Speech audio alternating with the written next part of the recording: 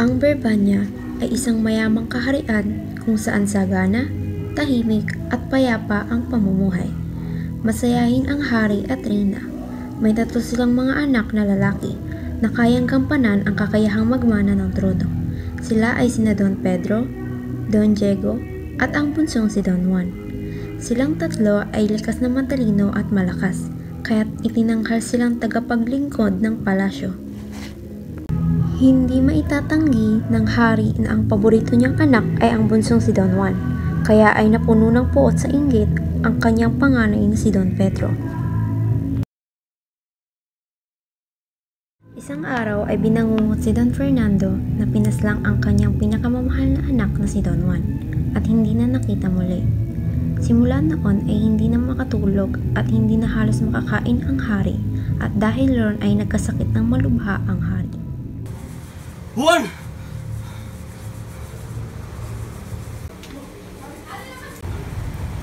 Mahal po, hari. Ano nangyari sa'yo? May napanaginipan akong masama tungkol sa ating anak. Ako ay labis na nag-alala. Papatawag ako ng magulang. Magpahinga ka na.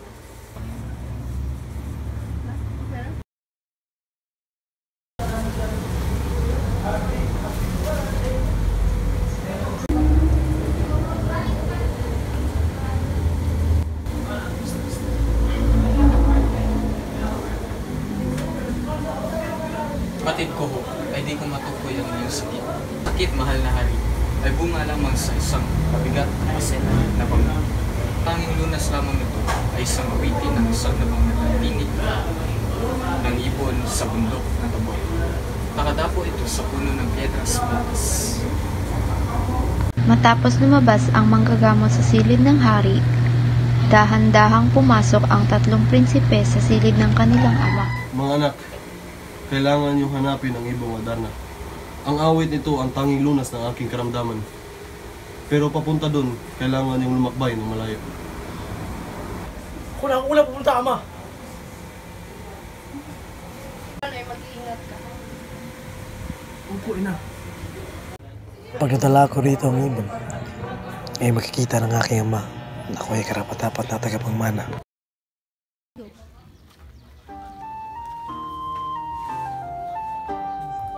Magandang hapon po. Miss, saan pupunta ang bundok ako? Pumunta ka ron. Sige, salamat.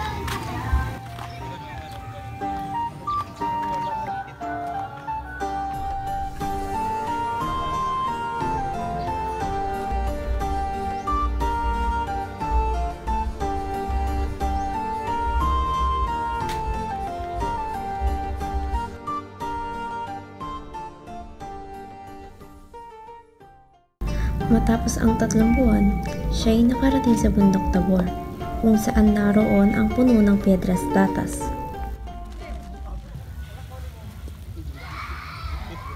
Baka ay darating din ang ibon mamaya. Ako muna yung mapapahinga. Di na malayan ay dumating ang ibon at dumapo sa sanga. Pagkatapos kumanta ng ibong Adarna, ito ay naging isang magandang diwata. Inakala ng diwata na ang prinsipe ay isang kaaway at naisirain ang kanyang magandang lugar. Dahil dito, ay pinatakan niya ito ng kanyang kapangyarihan. Dahil dito, si Don Pedro ay naging pado.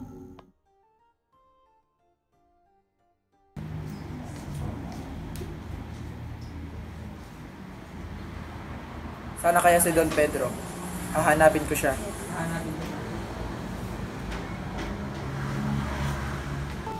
Si Don Diego ay nagpasya na ring hanapin ang ibon. Naglakbay siya upang alamin ang nangyari sa kanyang kapatid na si Don Pedro.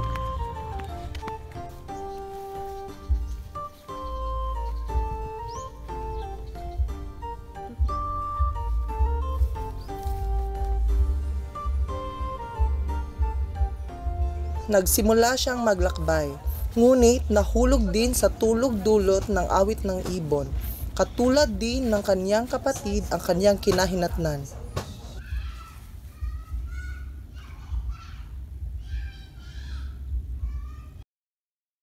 Ilang buwan na ang lumipas ay wala pa din kung isa ang bumalik.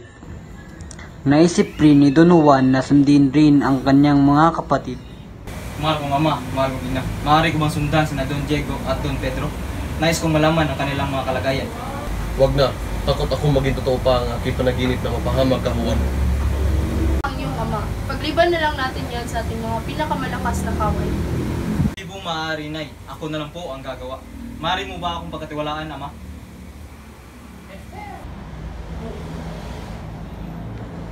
Kinabukasan ay nagpasya na rin si Don Juan na maglakbay.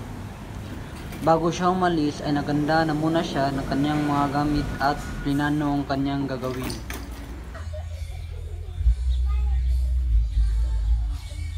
Sa kaniyang paglalakbay, nakatagpo si Don Juan ng isang leprosong ermitanyo sa gitna ng gubat. Iyo, maaari mo ba akong tulungan sapagkat ilang araw na akong nakapagtanong? Ito po, sana'y makatulong. Salamat, Iyo. Ano ba ang iyong pakay? Baka maaari. Hinahanap ko po ang ibong Adarna. Ito po ay makakatulong sa paggamot ng aking ama.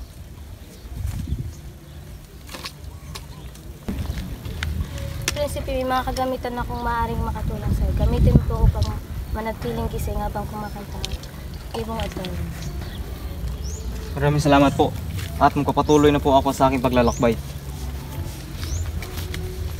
Nagpatuloy na muli siya sa kaniyang paglalakbay.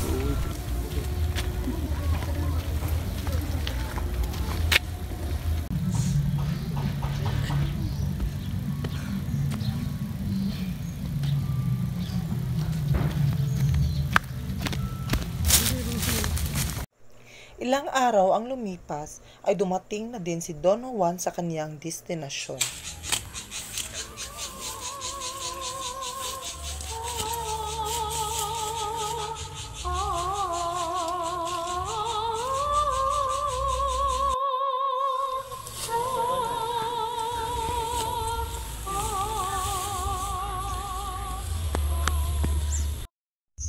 Sino ka at ano ang iyong pakay mo dito?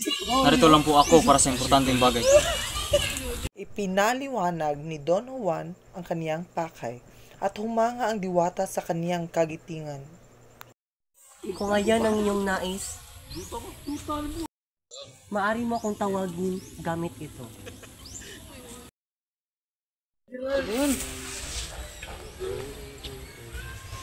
Pagkatapos ng nangyari ay natagpuan ni Don Juan sina Don Pedro at Don Diego na naging bato.